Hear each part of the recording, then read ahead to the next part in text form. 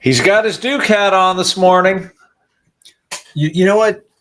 Probably just to support our good friend Mark Sebastian, I'll go with the Villanova hat. How about that?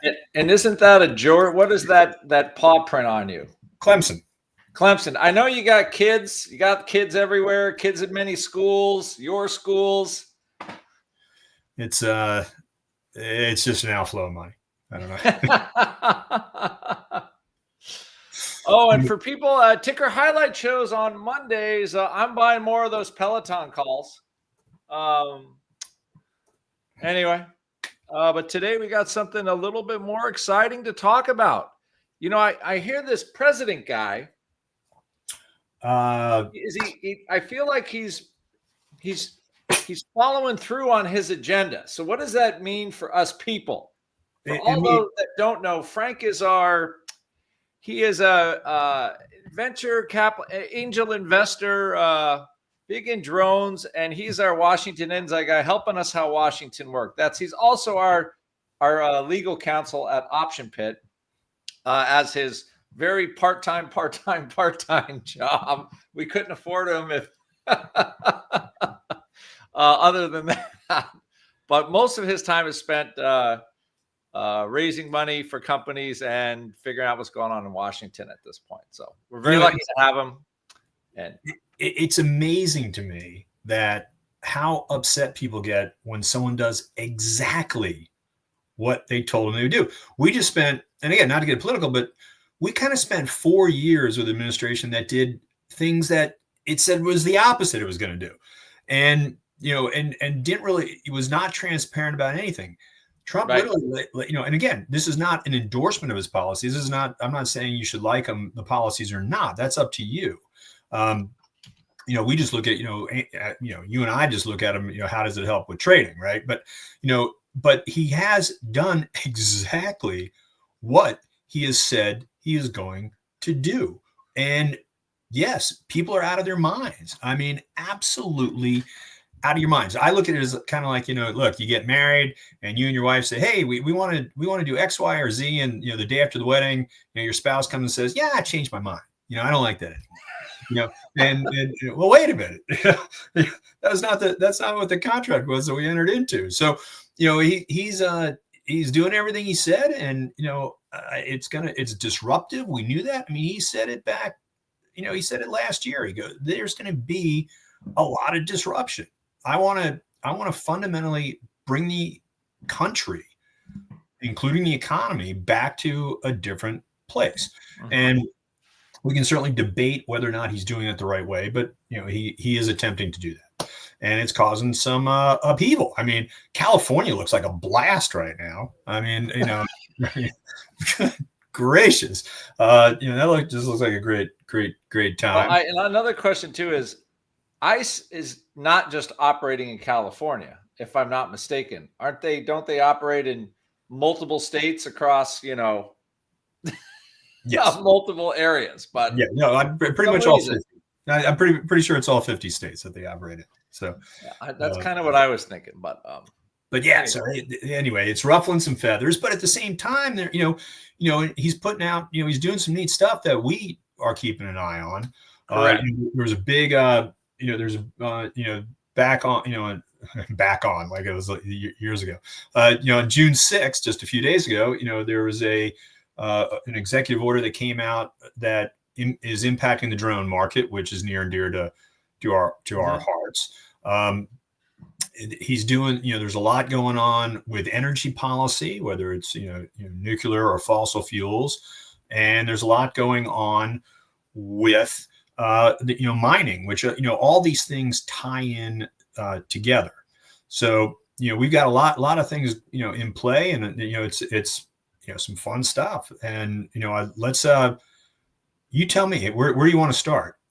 I think we kind of want to lay out the three, and I'm going to do a little, make a little sheet here for people in a second. Give me 1 second. I think the important thing here is that this administration, like you said, whether you like it or not, they are doing, they are pushing the projects and agendas that they feel are important, and they telegraph it, right? Yes. Like you said. So when they sign an executive order, like let's say for like one of our examples is nuclear power, right? So like what's the next, how do those things, maybe just describe a little bit how those things percolate down the road and how creates opportunities for us looking for investments, 3 to 6 months out, like that, which is kind of capital gains, and mostly we do things like that in there. Yeah, let's take a quick step back if we could. And Okay. Yep. the three things we laid out, I'm gonna quiz you, Andrew. Okay. If you look at it from a policy perspective, what do all three of these sectors that we just identified have in common from an underlying policy perspective? Well, I think they're, I guess, future oriented, meaning, and also I'm sorry, let me rephrase. Think geopolitics. Right. Oh, okay. From a geopolitics point of view, it's about bringing control back to the U.S., I think. Bingo. And with the main villain being China. Right. So they want to make sure we have control of key areas, right? So I have 2 years banging the drum for energy, or 3 years long. It's probably one of the best set of trades we've had at cap gains. So energy is one. Yep. Okay. The second is taking control of our military technology, making sure we control that. That's the second one. Yep. And then the third one would be control of minerals for technology, AI, cars, everything like that. And which ties directly back into the first two, by the way. Right.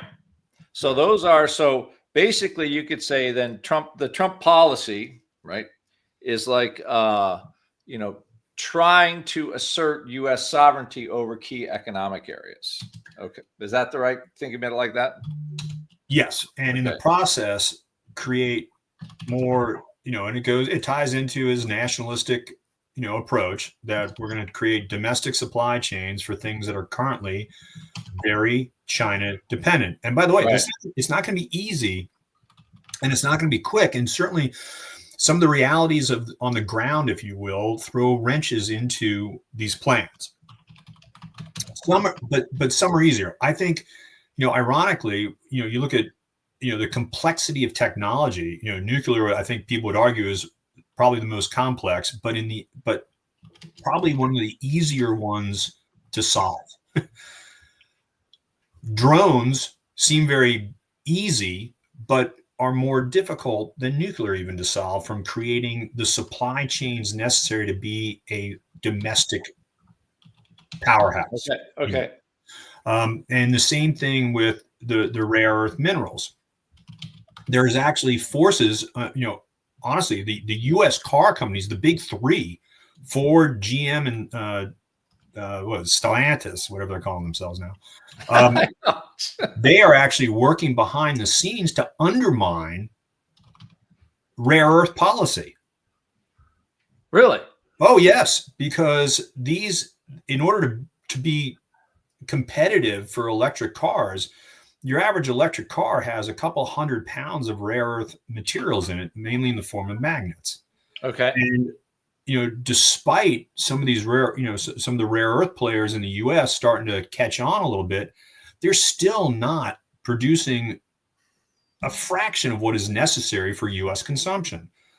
So when the U.S. goes toe-to-toe with China and engages in trade wars, and China says, all right, great, we're cutting off your rare earth policies. Or the U.S. says, well, we're going to slap, 100% tariffs on these materials coming in.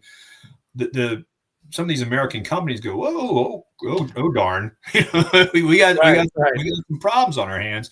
And either we're going to, have to cease lines of business, go out of business, or we got to find other avenues. So, behind the scenes, to get around some of these policies, we were looking at yesterday, there was an announcement that China is working with the EU to create a, quote, green commodity flow, arguing that these rare earth materials that absolutely destroy the Chinese environment, by the way, for Right. them, the way they produce them. They're going to flow to the EU. The EU is then going to flow these to American companies. That has been lobbying that the car companies in particular have done, and it in essence is to some degree undermining the administration's efforts to force domestic supply production. Right. So that's a so there's like so there are a couple of competing factors along those lines everywhere. So you Correct. got and then and the Chinese are going to do what is best for China. I think that's pretty easy to figure out. Yep. The U.S. is trying to do what's best for the U.S. But the reality is the two economies now are fairly intertwined. While we want to claw back some of this production here because I think it's at this point it's a national imperative. The Chinese still need to sell their minerals somewhere, right? Because they're pulling them out of the ground, and they still got to sell them somewhere. And we are their largest consumer, right? So yeah. But we have to start. We need a domestic production, and also.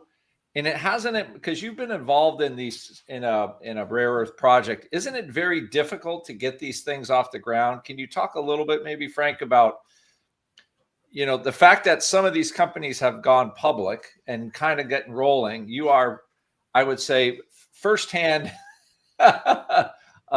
knowledge how difficult it is to go through everything to actually get a rare earth company kind of going, floating, getting it moving. Yeah. The regulatory hurdles that we have that maybe Trump might be making things a little easier. Yeah, trying to, and also putting some federal money behind it, which hasn't really happened in the past. But the first point is to make permitting easier. Whenever if ever you're taking something out of the ground, particularly if it's on BLM land, the permitting process has been egregious. It can take 10 years to get mining permits in the United States, and so it's that needs to be fast tracked, and then the administration is working to make that easier. Even getting plants opened up. Keep in mind rare earth. What does that mean? People, oh, rare earth, great. Well, it's not the rare earth. It's the end product that the rare earth produces, and it's mainly the big item is neodymium magnets, which are super high power magnets, and you can get incredible magnetivity from very small magnets. Like for instance, your iPhone. The reason you can get you turn on your speakerphone and you actually get pretty good music coming out of your little iPhone is because there's 3 high-powered magnets that create the sound. And wow. so I had no clue there were magnets in my phone.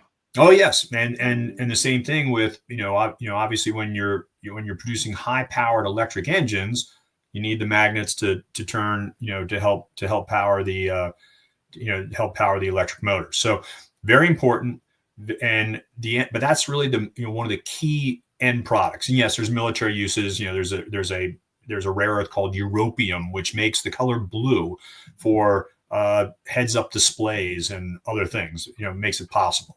So there's a lot of different uses for these, but neodymium magnets are the big one. And we're trying. There's a couple of companies that are trying. They do parts of it, right? So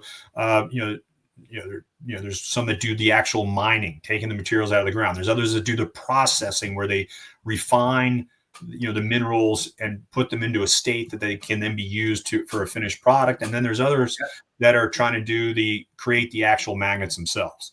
There's a couple that are trying to do the entire supply chain, but again, it's going to take a long time for them to get off the ground. I'm involved in a project where the permitting to actually take stuff out of the ground has yet to happen.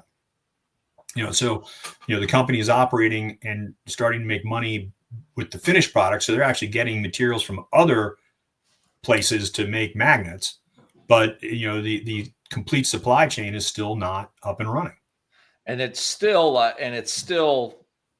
a hurdle, like even now. So I have like the craziest example of this, just like in our own, like, so our HVAC guy wants us to buy an air conditioner right now because the EPA is going to make old air conditioners basically illegal for however they can supposedly do that, and switch to some other very caustic brand. I'm surprising because they don't want to install them. So at least in Maine, I don't know if anybody else is dealing with air conditioning, but the government, when they decide to make it difficult, right, like you're dealing with here, can make it very, very difficult. And of course, this helps, create some squeeze on the stocks, squeeze on the minerals, and everything else over a period of time. So hopefully they're trying to loosen this up. Of course, we'll know when they're loosening up, when you can actually start to drill stuff for yourself. So that's why I think this is and there's also a question here about, says, Frank, what is the extent of rare earth deposits in the U.S.? If you have any color on that question. Absolutely huge. Rare earths are not rare. They're very common. The issue becomes, are they concentrated enough to make extraction economically feasible? So that's the big issue. And then it's also, there's 17 rare earths. So it also then becomes which mixture of rare earths in what quantities are in your particular mine. Gotcha. And they're split up between light rare earths and heavy rare earths. And, for depending on, the use case that you're extracting for, you want heavy, some people want light, but heavies are the more popular, and they're the harder to find in concentrated form. On top of that, it's then, what do you have to do to extract the rare earth from the underlying rock around it? Okay. And, there's different methods for that, but depending on the rock, some of those methods can, end up being very dirty, because you're not just talking, pulverizing, you're talking acid based and other things that get, environmentally unfriendly. Okay. So we have a solid case here for, well, I think the important thing too is demand is pretty, I think that the end run on demand is quite high, which obviously is why you guys are trying to get things going as fast as you can. It's Yes. not a question of who can we sell it to, it's how do we get it out of the ground fast enough and process it. Yes. So that's a big, again, that's a topic we look at in cap gains on a regular basis when the opportunity pops up. Now, what's the, we have two more topics here. We only have like 11 minutes left. So I want to make sure we hit the other two, but that was pretty good. I learned more about rare earths now. I also learned a word, neodymium. Neodymium. Neodymium. Okay. Neodymium. Yes. Now I think the next big one is energy. Meta was the next megatech company to, and we had I think we had CEG, Constellation Energy trading this, that worked out okay. Nuclear energy policy in general, right? Self-sufficiency, and then nuclear energy in specific with what the Trump administration is trying to do there. Do you have any color on that one? Yeah, I don't know. Is this, I don't really look at this one as much of a Trump administration issue as a private sector one. Obviously, working with government to help fast track. So when you start getting, big industry like Meta, Amazon, that are making these massive data warehouses, big AI is an energy suck in a massive way. I mean, the data centers that need to be created to house all of the data being created by AI will, dwarf what's been done in all of history within a couple months. And it's just going to keep escalating and escalating and escalating. Moore's law, always said, technology doubled every 2 years. Mm-hmm. It's down generally considered, the the folks, the powers that be considered Moore's law to now be at 6 months. Wow. When you start looking at just purely in the AI sector, it could be down to weeks, at this point. So, wow. So all of that data being created just is a massive suck of energy. And what some of these companies are realizing is the grid can't handle it. Grid won't do it. Fossil, obviously not good for the climate if you're just tripling up on your fossil fuels or whatever it takes. Nuclear is the way to go. But again, big nuclear, not necessarily the way to go because they're not where you need them to be at the reactors. So then you start getting the conversation of small modular reactors, the SMRs, that can be put virtually anywhere. And you've got now the Metas and the Amazons and some of these big Silicon Valley tech firms actively lobbying the US to fast track the approval processes for these SMRs. So you're getting this whole other industry, SMRs, which have been around now for a few years, but have been kind of languishing. They're not, they were having trouble at first getting permits. Then they were having, people were having trouble getting their arms around the use cases. Well, now you've got very defined use cases, and you've got the powers that be behind that, which are massive, pushing for the regulatory approvals. Yeah, I mean, we have what? We've got Amazon, Microsoft, and now Meta. Yep. All pushing for small nuclear reactors to power, which could be like almost unlimited energy needs. 100%. Or like as AI just keeps, growing. So like there hasn't been many times where you could look in history and say, oh, wow, there's almost unlimited run rate for demand for energy, and the grid is not able to handle it currently. And I think the fact that they're going out and now you could tell they're lobbying the administration, like we need to get this stuff online now. And again, I like this as part of your thesis on the Trump policy of asserting, economic sovereignty over these key issues for us for the country to go forward. These are things that we have to be able to do in order to kind of keep our position, so to speak, in the world. And he wants his policy is to try to push those forward. And like you said, he's getting pushback on like various, environmentalists and all kinds of stuff are still making things difficult. Which again, I don't have I mean,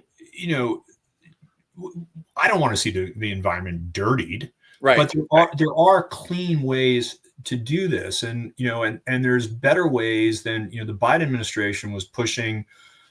They weren't big on nuclear power; they were pushing windmills, incredibly bad for the environment, and seabirds and eagles and other things. The whales in the Gulf of Maine. Yeah, I mean, just generally not good. Solar power a little better. I got no problem with solar power, just as long as you put it in the right place, right? And but nuclear, which was keep in mind, the great irony is that the Green New Deal that came out on green energy did not even address nuclear power. In fact, it said nuclear power is not a green energy. Right. So we have a very different approach from this administration, and it, even when the Green New Deal came out, the experts said, unless you're 50% plus nuclear power in the U.S., you can never achieve carbon neutrality. And so you need to, if you truly want a carbon-free and power grid, you have to have massive nuclear infusion into that. Right. So that is a third key growth area that we're looking for in the next 6 months. So we have basically nuclear energy, although we've always been on the oil side because one of your great ideas was in order to build all this stuff, in order to build nuclear energy, in order to pull the lithium out of the ground, what are you going to do? What are you going to use to do that stuff? Right? Good old fashioned oil. So yes. Every time oils have been a dip, we've been a buyer on oil. We just closed an oil trade in capital gains now for a 50% win, because every time oil prices go down, it's inevitable they're going to come back up because like you've already said, we need all of that to build all of this stuff. It's that Yes. stuff that's inevitable. In our last, we got 4 minutes. 4 minutes for everybody. Military tech. Now, this is another surprising. Frank's got his fingers in a couple of pies. So this is another company, early stage company. Actually, you're building stuff. Tell us about military tech in the last 4 minutes.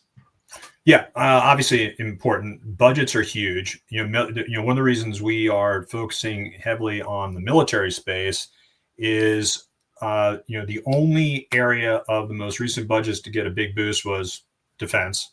So the U.S. is putting money in, and also if you go across the EU, Vietnam, Australia, all of these countries have seen huge bumps in their military budgets.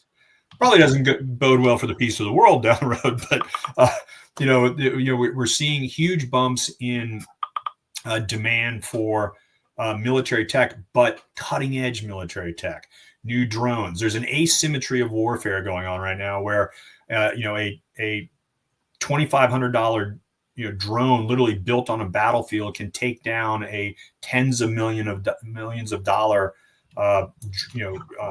helicopter, or be snuck in under the radar and take out an entire airfield of bombers to the tune of billions and billions of dollars of damage, crippling that force. So there is this asymmetry of warfare, and so the U.S. is addressing that, but it's always been, again, certain regulations have made it very difficult for American companies. I'm involved in a private entity drone company. We're trying to get off the ground. I can't find places in the United States to test fly my drone. It is insanely difficult.